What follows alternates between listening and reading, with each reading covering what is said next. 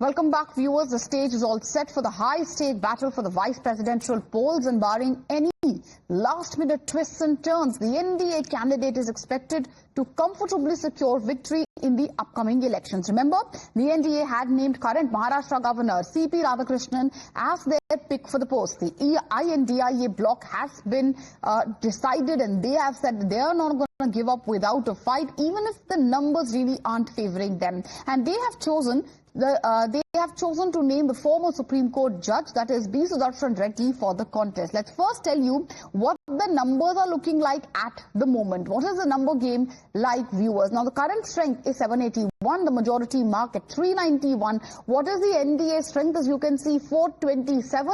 I.N.D.I.A. bloc at 320. The NDA pick, the battle is going to happen between C.P. Radhakrishnan. The total backing itself is NDA 427, YSR CP 11. That takes it to 438. The I.N.D.I.A. or the opposition VP pick is Mr. Sudershan Reddy, the former judge. The backing I.N.D.I.A. numbers are 320. If you add AIMIM to it, it's just 321. Now, while the opposition candidate, remember, viewers, is appealing all to vote for the spirit of India, the war of words is continuing. We have multiple reactions coming in. Listen in. अपने party के हित में नहीं, लेकिन देश के हित में सोच समझकर आप मतदान करिए।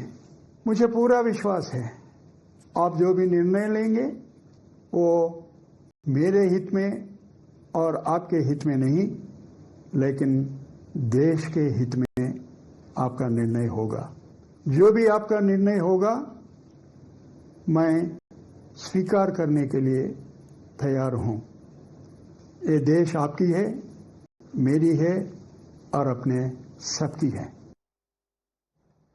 In fact, the opposition candidate is appealing everyone to vote for the spirit of India. The question at the end of the day is, can Justice Sudershan Reddy and the opposition bloc rope in some of the fence-sitters on their side to give the NDA a closer fight? Here's what the fence-sitters are looking like at the moment. Who really are these fence-sitters? First of all, let's take a look. Now, backing the NDA is YSR CP. We told you that's 11 MPs. Backing opposition, AIMIM, 1 MP. Now, who are these people who are yet to announce which side they will really go to? That's BJD with 7 MPs, BRS with 4 MPs, Akalis with 1, BSP with 1, and others at 21. Both NDA and the opposition camps are holding a series of meetings, viewers, to sensitize their MPs on the voting process, to ensure that no votes are invalidated, so that exactly, what exactly is the secret ballot process? That's something they are being told about. Nobody knows the real reason for Mr. Dhankar's resignation. This election was forced by BJP and its ruling allies. Now, as far as candidate is concerned, Justice Sudershan Reddy is a very known jurist, justice, known for his commitment to the Constitution. We have appealed to all the political parties.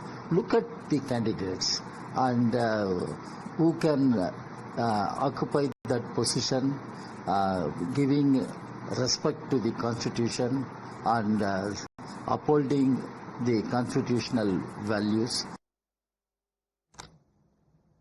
All right, viewers, what are, the numbers looking like? Both the camps, obviously, as we were telling you, holding a series of meetings, trying to tell their MPs about what the process is like. Let's break down that entire process for you. First of all, let's help you understand, give you a lowdown. It's the MPs, viewers. Only MPs participate in these polls for vice presidential voting, which is done via a pink-colored ballot paper. Each ballot paper is printed with 2 columns. One column is for the name, and for the other one is for the order of preference. The voter to list of order preference of candidates. Voters are also going to mark the ballot with a special pen which will be provided to them. So that is really the process. But who has the edge? What's going to happen? The countdown has begun already. My colleague Niyamika is joining us live on the broadcast. She's going to give us more details on the same. Niyamika, all eyes obviously are on the vice presidential polls. The entire country asking the question, who's going to be the next vice president. Take us through the fence sitters, because they could be really crucial, really, isn't it, when it comes to the VP polling tomorrow?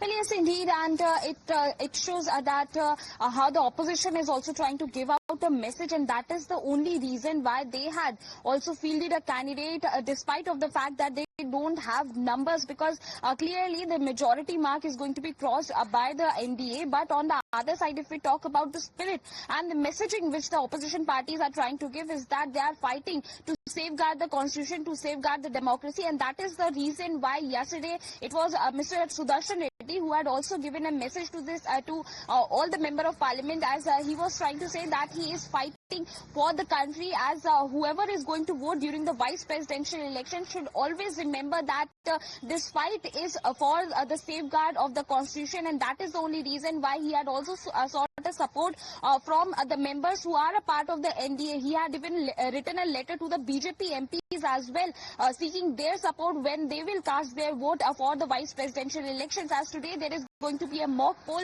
which is being organized by the opposition members only at 2:30 p.m. This mock poll is going to take place in the old parliament building, where all the opposition MPs are going to be present. A training session will be given to them that how they need to cast their vote during the vice presidential elections. All of the information will be shared to them. But on the other side, if we talk about the strategy in particular, then despite of the fact that the opposition doesn't have the numbers, still there is crucial meetings which have been taken place in the past few days, and they are also trying. They are also strategizing and seeing, how they are going to go ahead. But obviously, numbers, as you're rightly pointing out, at the moment seem to be favouring the NDA. The last 5 VP election viewers, they've witnessed some of the closest fight and also some of the most emphatic victories in the VP election. In fact, Jagdeep Dhankar's victory in the previous VP election saw the biggest victory margin in the last 6 elections. Let's take you, through the history to help you understand the last 5 VP election. 2022, the winner, as we were telling you, was Jagdeep Dhankar of the NDA. The vote share, highest till now, 74.37%. 2017, it was Venkaiah Naidu, also of the NDA. Vote share was about 67%.